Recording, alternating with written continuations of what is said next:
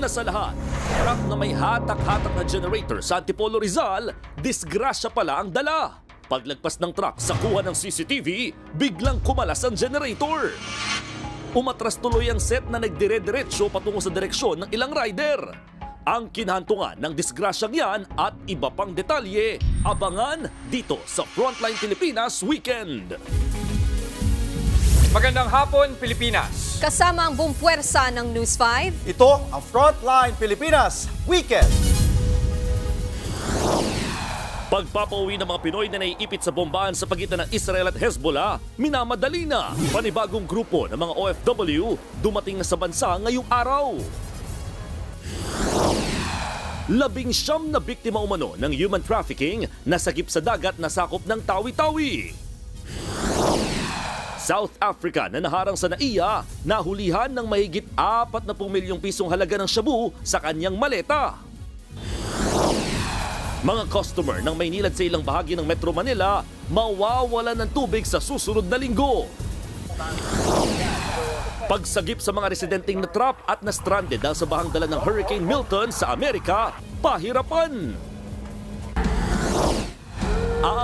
Concert ng pop rock band na Lainey, dinumog ng Pinoy fans sa Bulacan.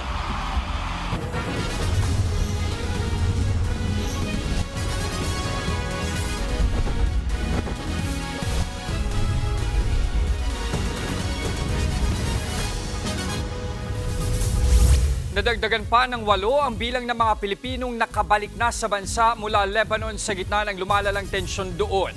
Live mula sa Pasay City, nasa frontline ng balitang yan si Rainiel Pawid. Rainiel, buti naman na tila bumibilis ang repatriation efforts ng ating gobyerno.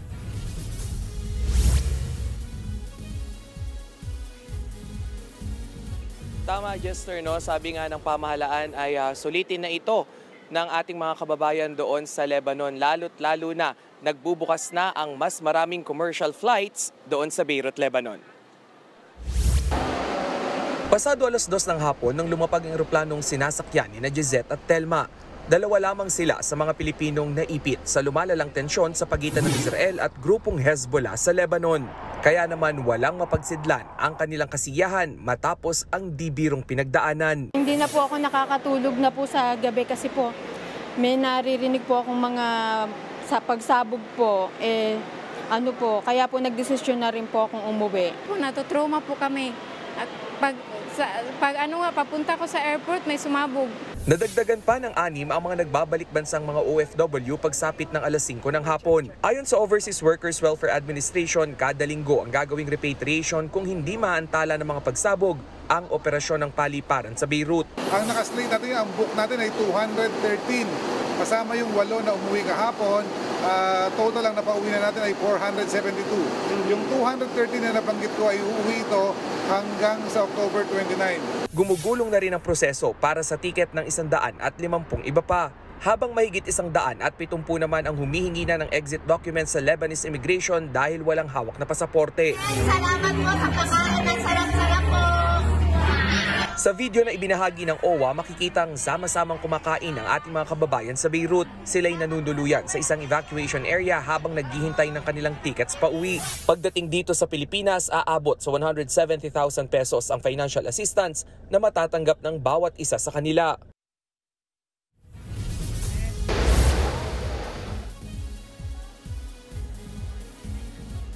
Jester, sabi nga ng source ng News 5 ay wala pang konkretong desisyon ng gobyerno kung itutuloy ba yung chartered plane na papunta doon sa Beirut, Lebanon sa darating na huling linggo na Oktubre para sunduin itong ating mga kababayan roon. Sa ngayon ay kailangan muna na raw nilang i-maximize itong pagbubukas ng mga commercial flights. At sa katunayan, sa ngayong linggo, anytime, any day ay magkakaroon na naman ng repatriation flights sa oras na magbukas ang mas marami pang flights doon sa Beirut. Jester.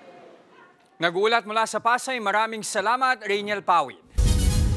Hindi bababa sa 20 ang nasawi matapos ang panibagong airstrike ng Israel sa Lebanon. Tumama raw yan sa isang residential area. Nagbabalik si Rainiel Pawid. Kabi-kabilang wasak at gumuhong gusali habang natabunan naman ng mga semento, bakal at mga kahoy ang kalsada. Yan ang iniwang bakas ng mga airstrike ng Israel sa Beirut at Southern Lebanon nitong Huwebes para targetin ang isa sa matataas na opisyal ng militanteng grupong Hezbollah. Pero sa kabila niyan, 22 Lebanese ang nasawi, kabilang ang pamilyang may 8 miyembro. Mahigit 100 naman ang sugatan. Base sa report, residential area ang napinsala mula sa mga pag-atake. Wala rin daw nilabas na evacuation warning ang Israeli military bago ang nasabing airstrike. Kaya ngayon puspusan ang rescue at retrieval operation matapos ang nasabing airstrike. Ang mga may kayang umalis ng bansa mabilis nang lumikas, pero ang ilang residente kanya-kanyang diskarte sa paghahanap ng shelter. Gaya na lang ng nightclub na yan na pansamantalang tinuluyan ng mga Lebanese. Sa inilabas naman na video ng Israel, puntirya raw nila ang infrastruktura at rocket launcher ng Hezbollah sa Southern Lebanon. Matatanda ang walang patid ang ginawang pag-atake ng Israel. Mapa airstrike o ground assault man nitong nagdaang linggo na ikinasawi ng 50 opisyal ng Hezbollah. Target daw ng Israel na mapauwi na ang mahigit 10,000 Israeli matapos ang forced evacuation dahil sa mga pag-atake ng Hezbollah. Nagbabalita mula sa frontline, Rainiel Pawid, News 5. Sa pool sa CCTV ang pagtama ng generator set sa poste ng isang telecom company sa Antipolo City, Rizal. Sa video na kuha kaninang madaling araw, makikitang hatak pa ng trailer truck ang generator habang paakyat sa kalsada. Makalipas ang 30 segundo, bumulusok pababa ang genset saka tumama sa poste. Mabuti na lamang ay hindi tinamaan ang mga sasakyan na malapit sa poste. Pag-aari raw ng isang construction company sa Laguna ang genset at papunta na sana sa Cavite. Matapos ang insidente, agad na isinagawa ang clearing at flushing operations sa lugar. Tungo naman tayo sa Batangas, nakapagtala ng pagyanig sa Bulkang Taal sa nakalipas na magdamag. Sa latest bulletin ng PHIVOLCS, tumagal ang volcanic tremor ng higit 10 oras. Umabot naman sa higit 1,200 tonelada ang ibinuga nitong asupre. Sa kabila nito, ayon sa PHIVOLCS, walang dapat ikabahala sa mga aktibidad ng bulkan. Nananatili pa rin sa Alert Level 1 ang bulkan. Ipinagbabawal pa rin ang pagpasok sa Volcano Island na itinuturing na permanent danger zone. This is quite weak na tremor. And the tremor is typically associated, the type of tremor that was produced is associated with degassing. So it's quite normal to have tremor. Mga kapatid, magsasagawa po ng repair works ang Maynilad para mas pagandahin ang serbisyo nito. Pero dahil dyan, apektado ang supply ng tubig sa ilang lugar sa Metro Manila. Nasa frontline ng balitang yan, si Gerard de la Peña. Mawawala ng supply ng tubig ang ilang lugar sa Metro Manila sa mga susunod na araw. Sa Caloocan City, 9 na barangay ang apektado simula Lunes hanggang Martes. Mahigit 10 barangay naman mula Martes hanggang Miyerkules. Sa ilan pang barangay, magtatagal ang water interruption hanggang Huwebes. Simula Huwebes hanggang Biyernes naman sa mahigit 100 barangay. Apektado rin ang 2 araw na pagkawala ng tubig ang ilang lugar hanggang Sabado. Nakatakda namang mawala ng tubig sa mahigit 10 barangay sa Maynila mula Martes hanggang Miyerkules. Sa Navotas City, mula Martes hanggang Sabado ang water interruption sa 6 na lugar. Mawawalan din ng tubig sa ilang bahagi ng Quezon City mula Lunes hanggang Biyernes. Nasa 10 barangay sa syudad ang apektado. Ayon sa Maynilad, ang water interruption ay magbibigay daan sa ilang improvement activities. Kabilang dyan ang pagtapal sa mga tagas, pagpapalit ng mga metro at pagtetest ng mga water pumps. Nagbabalita mula sa frontline, Gerard de la Peña, News 5. Ang chairman po ng Maynilad na si Manny V. Pangilinan ay chairman din ng TV5. Ilang taon matapos patapain ng pandemya, hindi pa rin nakababangon ang ilang nagtatrabaho sa creative industry gaya ng mga pelikula. Kaya isang serbisyo fair ang inorganisa ng pamahalaan para bigyan sila ng tulong pinansyal at iba pang ayuda. Nasa frontline ng balitang yan, si Gio Robles. Death-defying stunts ang naging puhunan ni Gerson Latisa mula Rojas City, Capiz sa pag-e-extra sa mga pelikula at palabas sa telebisyon. Ang pagiging stuntman daw ang bumuhay sa kanyang pamilya. Si Francis June Posadas naman, higit 5 dekada ng direktor ng mga action, drama, comedy at sexy films. Mula 1970, lagpas 150 pelikula na ang nagawa niya. Pero kumpara noon, humina na raw ang paggawa nila ng pelikula, lalo na nitong COVID-19 pandemic. Kaya naman, laking tuwa nila nang malamang kabilang sila sa mga nasa creative industry sa benepisyaryo ng bagong Pilipinas Serbisyo Fair ng Pamalaan na ginanap sa PhilSports Arena sa Pasig. Nakatanggap sila ng tig 5,000 pisong cash assistance. Inilapit din sa kanila ang serbisyo ng mga ahensya ng gobyerno gaya ng SSS, PhilHealth at Pag-ibig. Malaki talaga ang tulong nito gawa sa ang lahat ng mga katulad namin sa stuntman talent sa industriya ay magkakaroon ng ayuda, magkakaroon ng financial at malaking tulong sa lahat. Sa ganitong mga binibigay nila at nakakaahon ng konti dahil sa panahon ngayon taghirap Kumbaga halos patay ang industriya natin. Sa kabuuan, nasa 15,000 na manggagawa sa industriya ang naging benepisyaryo. Suportado rin ito ng MMDA na namamahala sa Metro Manila Film Festival. Alam naman po natin na bago pa man magpandemya at higit sa lahat ng pandemya, talagang bagsak po ang creative industry. Bago-bago pa lang po bumabangon, marami po sa ating mga kababayan na nagtatrabaho dito ang talagang nawalan ng trabaho. Present sa event ang ilang taga-Film Development Council of the Philippines, kabilang ang chairman nito at direktor na si Jose Javier Reyes. Unang pagkakataon daw ito na may ganitong programa ang gobyerno para sa mga nasa industriya ng paglikha. Gusto kong isipin na hindi ito ayuda, kundi isang pagpapahalaga sa mga manggagawa upang magkaroon sila ng pusa na i-advance ang mga industriya. Ang kahalagahan nito ay ang kinabukasan ng industriya. Sa pamamagitan ng pagsasama-sama. Nagbabalita mula sa Frontline, Gio Robles, News 5. Susunod, motorista sa Cavite nabangga ng mga lasing umanong pulis. Mahigit 40 milyong pisong halaga ng shabu nahuli mula sa isang South African sa NAIA. At mga biktima umano ng human trafficking na ibinabiyahe na pa-Malaysia na sagip ng ating Coast Guard. Lahat ng yan sa pagbabalik ng Frontline Pilipinas Weekend.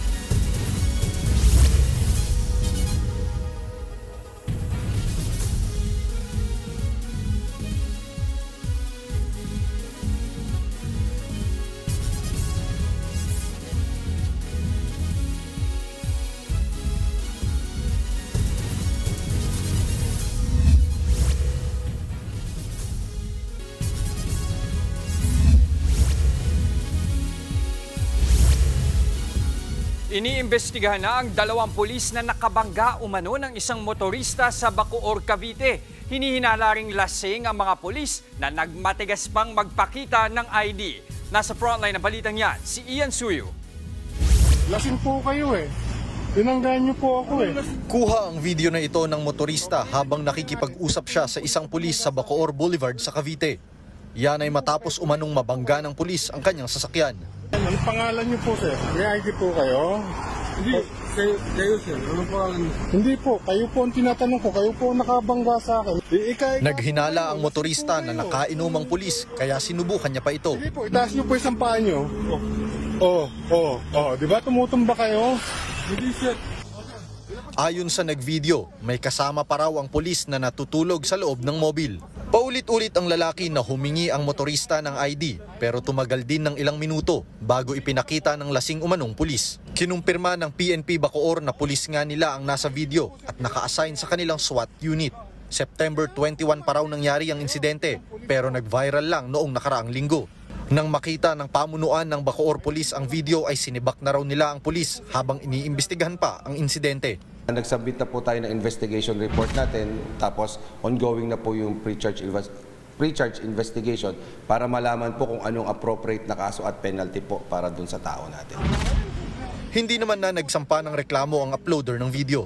Nanawagan na raw ang Bacoor Police sa kanya na makipag-ugnayan din sa mga pulis para maipaliwanag din ang kanyang panig.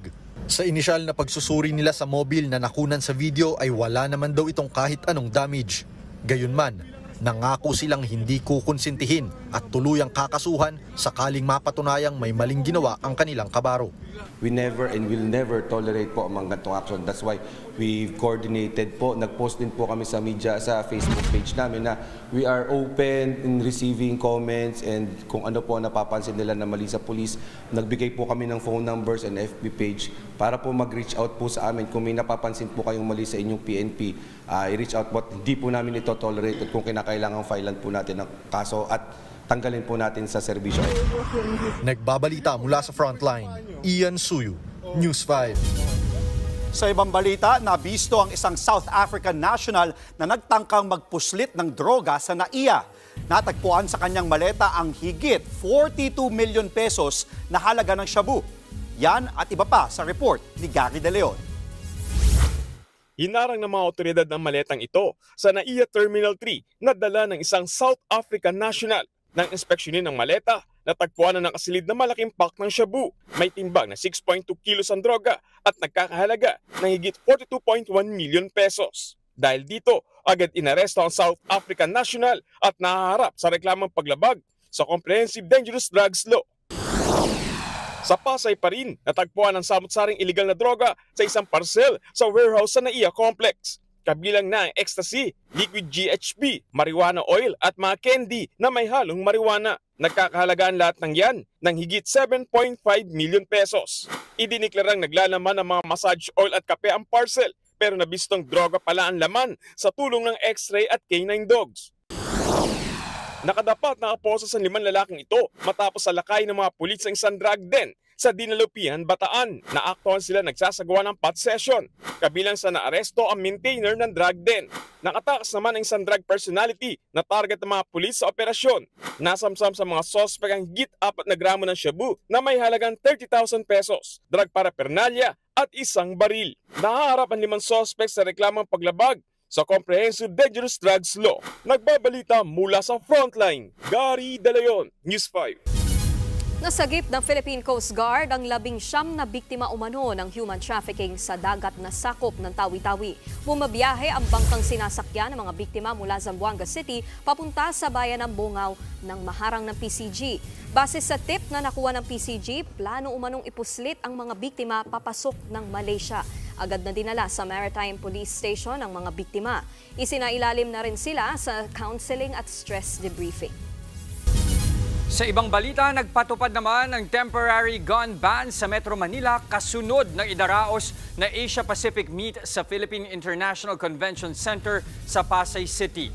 Sa anunsyo ng Manila Police District, suspendido muna ang permit to carry firearms na nagsimula na ngayong araw hanggang Biyernes, October 18.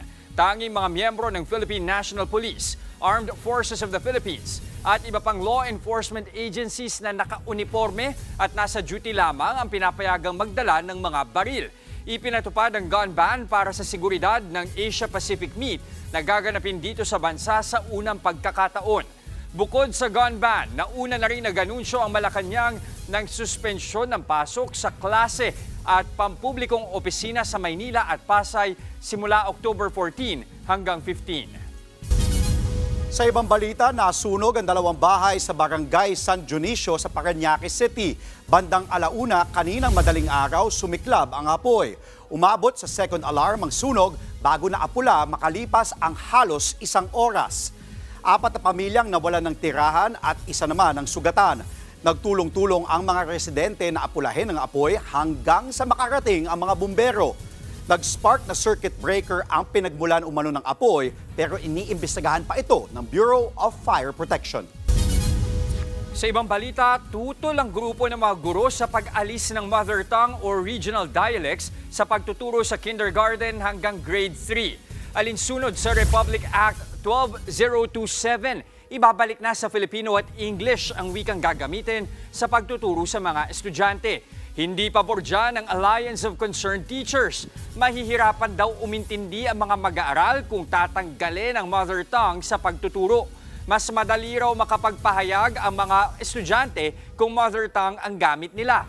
Taong 2012 nang ipatupad ang mother tongue sa pagtuturo mula kindergarten hanggang grade 3 para mapadali umano ang pag-unawa ng mga bata sa kanilang leksyon.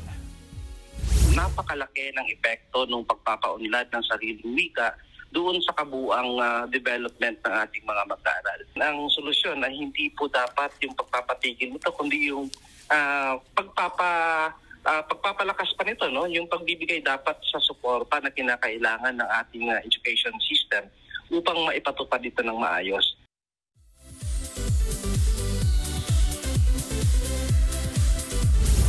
Kinilig ang Philo Zeros dahil sa special gift na inalay ng K-pop group na Zero Base One sa kanilang concert sa Pasay.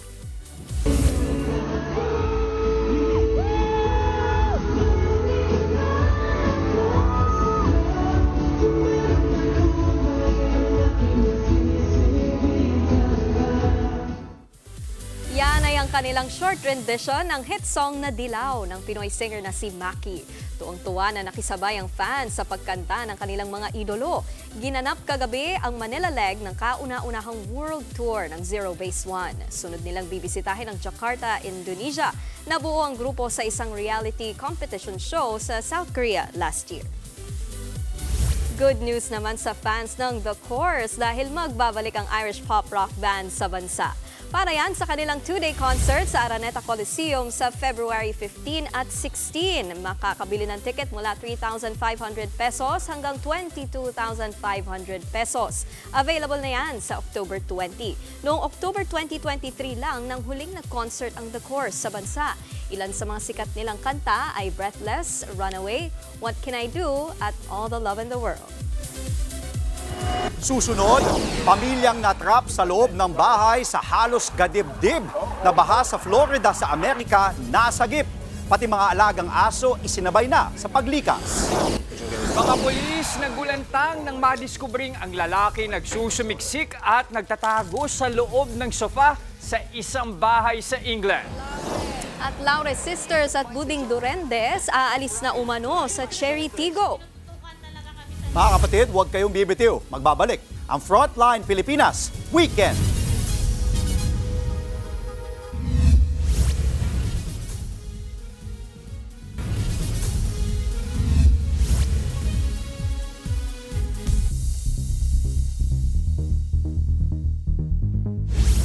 Puspusan ng clearing at rescue operation sa Florida, Amerika kasunod ng hagupit ng Hurricane Milton. Sa kuha ng body cam, makikitang inililikas ng mga pulis ang pamilyang yan sa halos gadibdib na baha. Pati mga alaga nilang aso, isinama rin nila dahil sa taas ng tubig doon. Mula kasi ng manalasa ang bagyo, hindi pa rin humuhupa ang baha sa ilang bahagi ng Florida. Sinabayan din kasi ng storm surge ang walang patid na ulan, kaya tumaas pa ang tubig lalo na sa mga coastal area. Bukod dyan, patuloy naman ang paglilinis matapos mawasak ang mga bahay at mga establishmento dahil sa kabi-kabilang mga buhawi. Sa huling tala ng US government, 16 ang nasawi dahil sa buhawi. Tinataya namang $60 billion o 3 trillion pesos ang iniwan nitong pinsala. Sa England, United Kingdom, sa loob ng sofa, napiling magtago ng isang lalaking pinaghahanap ng mga pulis.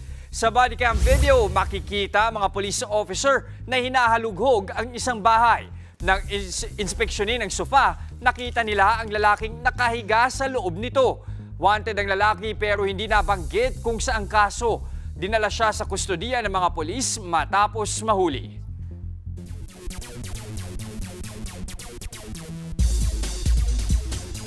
Hindi muna makakalaro sa PBA ang kontrobersyal na basketballistang si John Amores. Bukod pa yan sa patong-patong na kasong kriminal na posible niyang kaharapin matapos masangkot sa isang shooting incident. Nasa frontline ng balitang yan si Ian Suyo. Ilang linggo matapos ang tangkang pamamaril sa Lumban, Laguna, hindi na muna pinayagang maglaro ng PBA sa parating na Commissioner's Cup ang sophomore player ng Northport Batang Pier na si John Amores. Base sa desisyon ng liga, nilabag ni Amores ang Uniform Players Contract o UPC kung saan nasira ang imahe ng liga. Dahil dyan, hindi rin siya pasasahurin habang hindi pinababalik sa hardcourt. Anak natin ng mga players Anak naman talaga natin Parang di parusahan natin pero wag natin pabayaan. Yun ang napagkasunduan namin nung nag-meeting kami. September 25 nang makuhanan sa CCTV ang tangkang pamamaril ni Amores sa nakapikunan niya sa isang basketball game sa Lumban. Swerte namang hindi niya tinamaan ang lalaki. Sumuko rin siya kalaunan sa mga pulis bago makapagpiyansa. Pero ang pamilya ng biktima, desididong ituloy ang kasong attempted homicide laban sa kanya at sa kapatid niya. Bukod naman sa sanction ng PBA, posible rin umanong suspendihin ng Games and Amusements Board o GAB ang professional license ni Amores. Kung matutuloy yan, hindi na makakapaglaro si Amores sa kahit saang professional league sa bansa. Nilinaw naman ng PBA kung bakit suspension lang at hindi ban ang ginawang parusa kay Amores. Can you explain kung bakit ba suspended ang lagay nating term at hindi banned ang ginawa nating decision? Kasi parang suspension kasi may pag-asa din makabalik eh. Kung hindi siya guilty, kung naayos niya yung kaso niya, babalik siya. Ayon naman sa ongoing investigation ng Lumban PNP, nadiskubre nilang walang lisensya para gumamit o magmay-ari ng baril si Amores. Sa December 4, nakatakdang humarap si Amores para sa arraignment ng kanyang kaso. Nagbabalita mula sa Frontline, Ian Suyo, News 5. Sa PVL naman, usap-usapang umalis na sa Cherry Tigo crossovers ang magkapatid na si Ea at EJ Laure. Ayon sa ilang reports, plano na ng star spiker na si Ea na i-buy out ang natitirang panahon sa kanyang kontrata. Susunod naman sa kanya ang kanyang kapatid. Bukod sa Laure sisters, umalis na rin daw sa Cherry Tigo ang libero nilang si Buding Doremdes. Naging limitado ang playing time ni Doremdes kumpara sa mga kapwa liberong sina Jen Nierva at Karen Verdeflor. Hindi na rin daw sumipot ang tatlo sa mga nakaraang training ng Cherry Tigo. Inaabangan na ng lahat kung saan lilipat ang mga nasabing player bago ang pagpasok ng bagong PVL season sa susunod na buwan.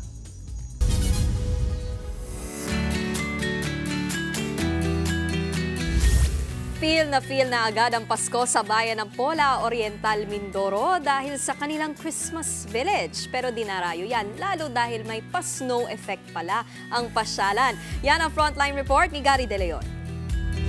Tila Pasko sa ibang bansa. Ganyan ang salubong sa mga dumarayo sa Christmas Winter Village sa bayan ng Pola, Oriental, Mindoro. Patok na patok kasi doon ang artificial snow, lalo't dyan ang unang beses na Winter Village sa kanilang lugar. Pero bukod dyan, agaw pansin na ang makukulay na ilaw at iba't ibang Christmas decorations. Kaya kahit mahigit 2 buwan pa bago ang Pasko, feel na agad ang Christmas season. May pakasal rin sa mala Winter Wonderland na lugar. Check na check para sa Instagram feed dahil aesthetic din yan. Kaya para sa mga artsy gaya ni Kyle Giesa, worth the wait ang paghihintay. Na-amaze ako, sobrang saya din. Punta lang kayo dito anytime pwede. At saka talagang mag-enjoy kayo. Mas ikinasaya pa naman ang mamasyal nang magka-fireworks ang first day ng pagbubukas ng Christmas Village. Taon-taon daw nagsasagawa ng Christmas Village ang bayan ng Pola, pero ito ang unang beses na Winter Village ang ginawa nila. Bukas na nasabing pasyalan hanggang January 2025. Nagbabalita mula sa Frontline, Gary De Leon, News 5. Susunod, singer-songwriter na si Maki nakijamming sa concert ng Lainey. At abangan, dinarayong museum na puno ng Santa Claus sa Antipolo City. Tuloy-tuloy ang balitaan sa Frontline Pilipinas Weekend.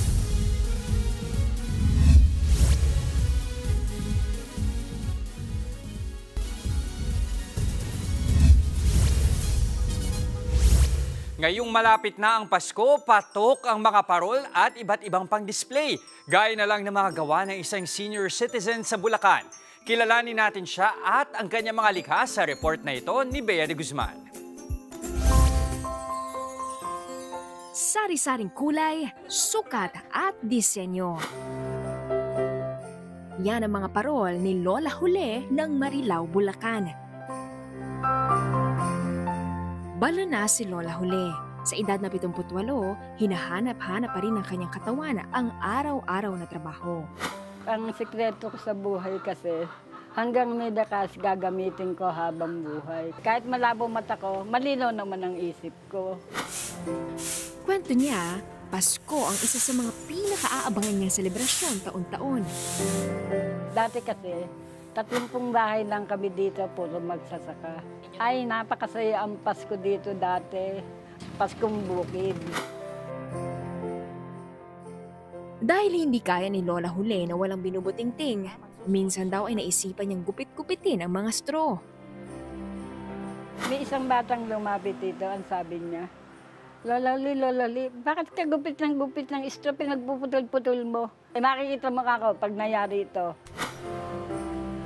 At dahil likas na malikhain si Lola Hule,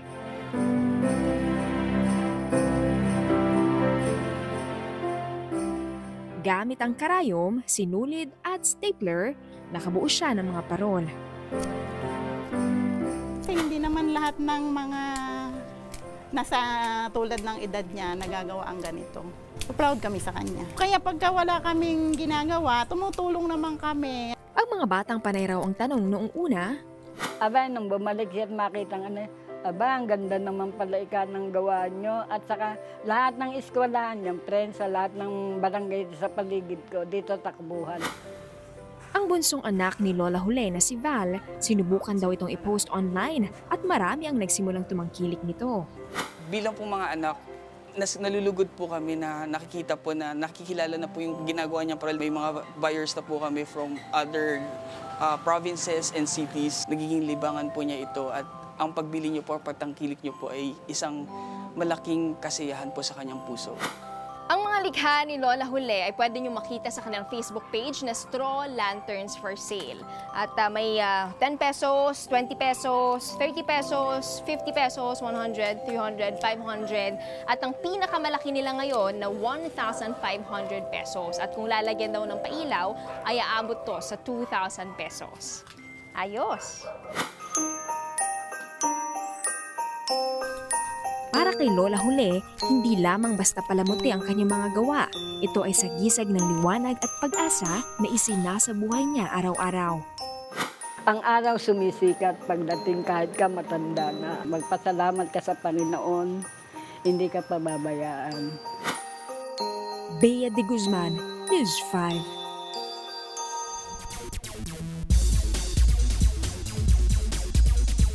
Mga kapatid, kasalukuyan pong naglalaban ng San Miguel Beermen at Barangay Ginebra para po sa Game 3 ng semifinals ng PBA Season 49 Governor's Cup. At live mula sa Dasmariñas, Cavite, nasa frontline ng balitang yan si Ian Suyu. Ian, anong update dyan sa bakbakan ng San Miguel at Ginebra?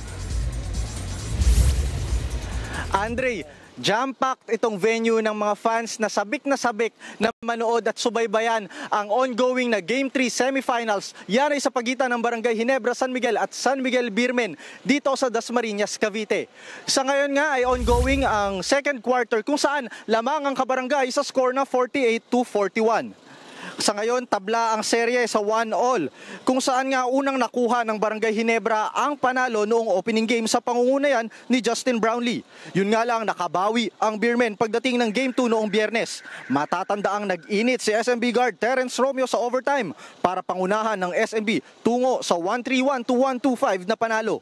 Mamaya naman, target ng defending champions na TNT Tropang Giga na makuha ang 3-0 lead kontra sa Rain or Shine Elasto Painters sa susunod na laro.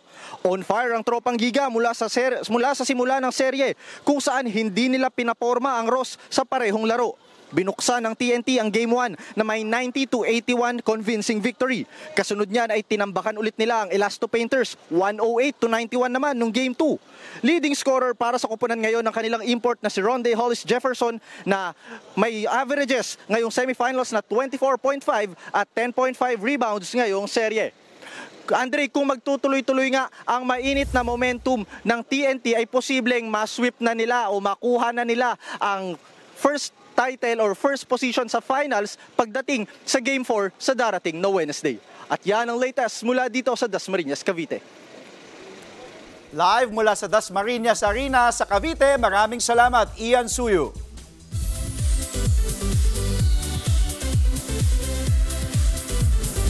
Super thankful ang American pop rock band na Lady sa kanilang Filipino fans kasunod ng jam-packed concert sa Philippine Arena kagabi. Let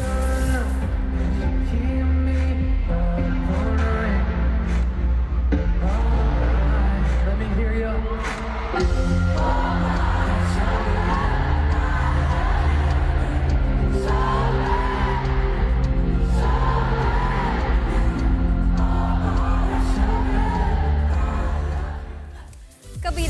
sa tinugtog ng Lainey ang sikat nilang songs na ILYSB, Malibu Nights, 13, Alonica at Double XL. Sa last part ng concert, nag-thank you ang lead vocalist na si Paul Jason Klein sa Pinoy fans dahil ito raw ang best night of his entire life. Nakasama naman ng Lainey on stage ang rising OPM singer na si Maki kung saan pinerform niya ang kantang Dilaw. Nasa Cebu City naman ngayon ang Lainey para sa 3-night concert simula mamayang gabi hanggang October 15. Bahagi pa rin niya ng Asian leg ng A Beautiful Blur World Tour ng Lainey.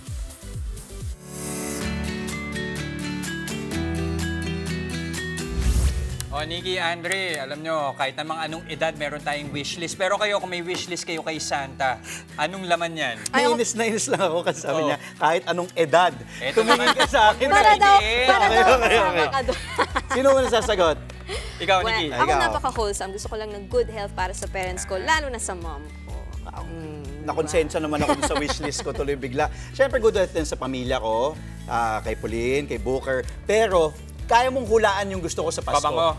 Kita mo. Ayan, alam mo na. Ikaw. Nadagdag na naman. Ako given, yung good health talaga sa buong pamilya, lalo na nga sa mga magulang.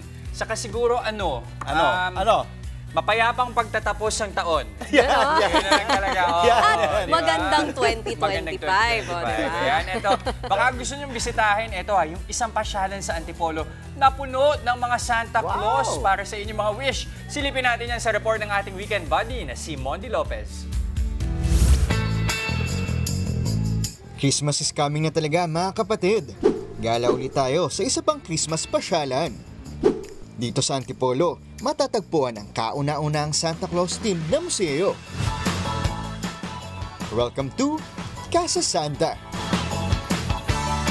Sa labas ng kasa, mapapahilo ka sa mga life-size na estatwa ni Santa. Sa sala pa lang, Santa Claus dito, Santa Claus doon. Ang daming Santa Claus, saan ka man lumingon. Spotted din ang iba't ibang Santa Claus. Mula sa Japan, Korea, Amerika at marami pang iba. At syempre, mabuhay ang Philippines represent. Ang Casa Santa Museum po is perfect po, lalo na po sa mga mahilig sa Santa Claus dahil po meron po kaming over 3,000 na Santa Claus collection. And take note, galing pa sa iba't ibang sulok ng mundo. Extended din ang Santa Claus feels hanggang sa dining.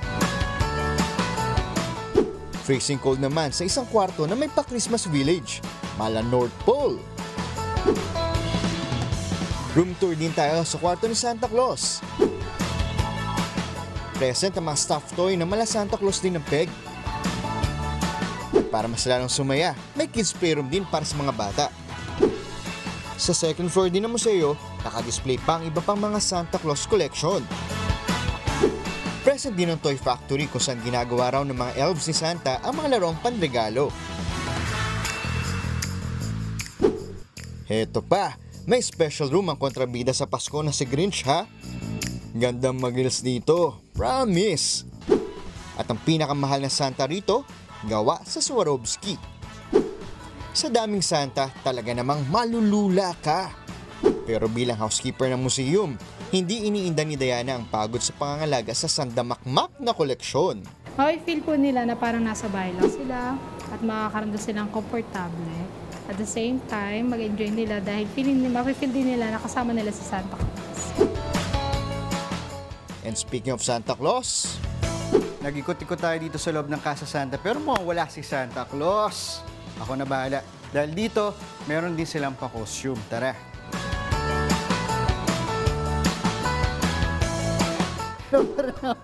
Tuwang-tuwa kayo dyan sa likod. Sa mga koleksyon na Santa, talagang mapapa-ho-ho-ho ang mga bumibisita. Mondi Lopez, News 5. Mondi, bagay ka palang Santa Claus. Pwede, no? Yes. Hindi talaga mawawala si Santa Claus talaga, no? Pag Pasko. Ang dami mong pwedeng gawin. Sobrang daming variants. Saka pag nakita ka parang matik mag-iisip ka ng wish eh. Ikaw ba, Nikki, may additional wish ka? Kung sa Santa Claus lang din naman, siyempre toys na tayo. Additional wish ni Nikki kasi mag-birthday si Nikki. Ayun! Ayan! Happy birthday, Nikki! A few days pa naman, mga kapatid. Pero yun, at least na-surprise ako.